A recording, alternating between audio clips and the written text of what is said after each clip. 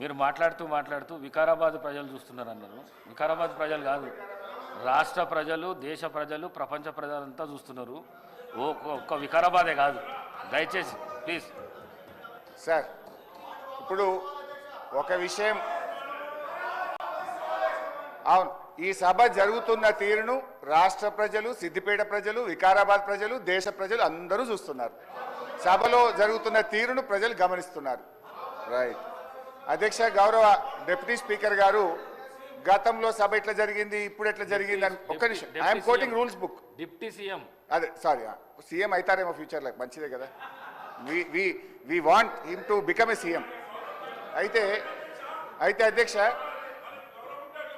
గారు, మీరు మాట్లాడుతూ డిప్యూటీ స్పీకర్ అన్నారు. డిప్యూటీ స్పీకర్ కాదు, డిప్యూటీ సీఎం. ఓకే, గౌరవ డిప్యూటీ సీఎం గారు, ఇంతకుముందు వారు డిప్యూటీ స్పీకర్ గా పనిచేసినారు. మాకు పాత మిత్రబంధం ఉంది వారికి నాకు.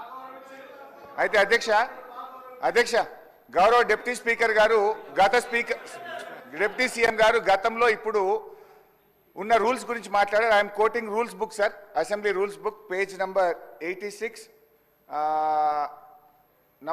Paragraph number 232(2), public accounts committee గురించి.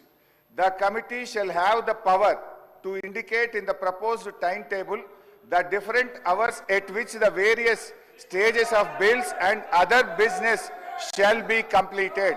అంటే BAC కమిటీకి పవర్ ఉంది. షెల్ అక్కడ ఏమన్నది, షెల్ హ్యావ్ ద పవర్ అని స్పష్టంగా చెప్పిండ్రు. BACలో ఏ బిల్లులు పెట్టాలి, ఎప్పుడు పెట్టాలని చర్చించిన తర్వాతనే పెట్టాలని రూల్స్ బుక్ చెప్తుంది. నిన్న నేను రూమ్లో కూడా మీ ముందు చెప్పింది కూడా నేను, సార్ బిల్లులు మాకు BACలో చర్చించకుండానే 2 బిల్లులు సభలో ప్రవేశపెట్టారు, ఇది తప్పు అని నేను రూల్స్ బుక్ ఆధారంగా మాట్లాడినా. నేను రూల్ మాట్లాడినా కానీ బట్టి గారేమో లేని ఆవేశం తెచ్చుకొని కాంగ్రెస్ పార్టీ చేసిన అప్పులు బయటపడుతున్నాయని చెప్పి సభను తప్పుదో పట్టించడానికి వారు ఉపన్యాసం చేశారు. నేను ఉపన్యాసంలోకి పోను, నేను అప్పుల గురించే మాట్లాడతాను. గౌరవ బట్టి విక్రమార్క గారు చెప్పిన లెక్క ప్రకారంగా 1,27,208 కోట్ల రూపాయలు ఏడాది కాలంలో కాంగ్రెస్ ప్రభుత్వం అప్పు చేసింది. 1,27,000 అంటే 5 ఏళ్లలో లెక్క పెడితే ఇది 6,36,000 కోట్లు అవుతుంది. 10 ఏళ్ల BRS పాలనలో 4,17,000 అయితే మీరు 5 ఏళ్లలోనే ఈరోజు 6,36,000 చేయబోతున్నారు. తర్వాత ఇంకొక విషయం నేను మీకు ద్వారా క్లారిఫై చేయాలనుకుంటున్నా. గౌరవనీయులు బట్టి విక్రమార్క గారు, మేము ప్రివిలేజ్ మోషన్ దేని మీద ఇచ్చామో మీరు క్లారిఫై చేయాలి. దాదాపు 20 మంది కాంగ్రెస్ BRS ఎమ్మెల్యేలు అందరం మీ దగ్గరికి వచ్చి మేము ఇచ్చిన ప్రివిలేజ్ మోషన్ దేని మీద అధ్యక్ష మీరే చెప్పాలి. వారేదో నేను మధురలో మాట్లాడిన దాని మీద ప్రివిలేజ్ మోషన్ ఇచ్చినామని సభను తప్పుదో పట్టించే ప్రయత్నం చేసినారు. మేము ప్రివిలేజ్ మోషన్ ఇచ్చింది వాస్తవ అప్పులు 417 అయితే 7 లక్షల కోట్లు అని చెప్పి వీళ్ళు సభను తప్పుదో పట్టించారు. పోయిన బడ్జెట్ స్పీచ్లో తప్పుడు ఫిగర్ చెప్పారని చెప్పి గౌరవ ఉప ముఖ్యమంత్రి గారి మీద మీకు ప్రివిలేజ్ మోషన్ ఇచ్చాం.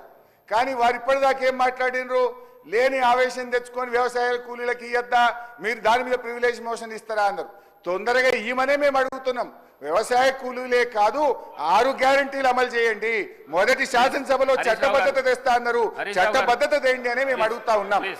అయితే అధ్యక్ష, మీ ద్వారా మళ్ళీ నేను కోరుతున్నా, నేను బట్టి గారి సవాల్ను స్వీకరిస్తున్నా. ప్రివిలేజ్ మోషన్ అప్పుల మీద, తప్పుడు ప్రచారం మీద మీకు ఇచ్చాము, దాన్ని ఈ శాసనసభలోనే అలో చేయండి. వీలైతే సభా కార్యక్రమాలు సస్పెండ్ చేసి ఇప్పుడే దాని మీద చర్చ పెట్టినా మాట్లాడడానికి మేము సిద్ధంగా ఉన్నాం. లేదు, మీ కన్వీనియన్స్ ప్రకారంగా ఈ సమావేశాలు ముగిసే లోపు అప్పుల మీద మీరు చర్చ పెట్టండి. వాస్తవాలు రాష్ట్ర ప్రజలకు తెలవాల్సినటువంటి అవసరం ఉంది. దయచేసి మా ప్రివిలేజ్ మోషన్ను మీరు అలో చేయాలని చెప్పి మిమ్మల్ని కోరుతా ఉన్నాం.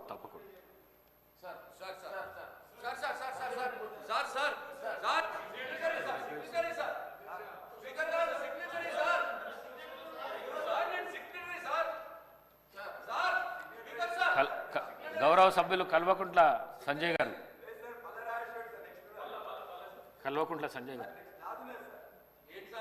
సార్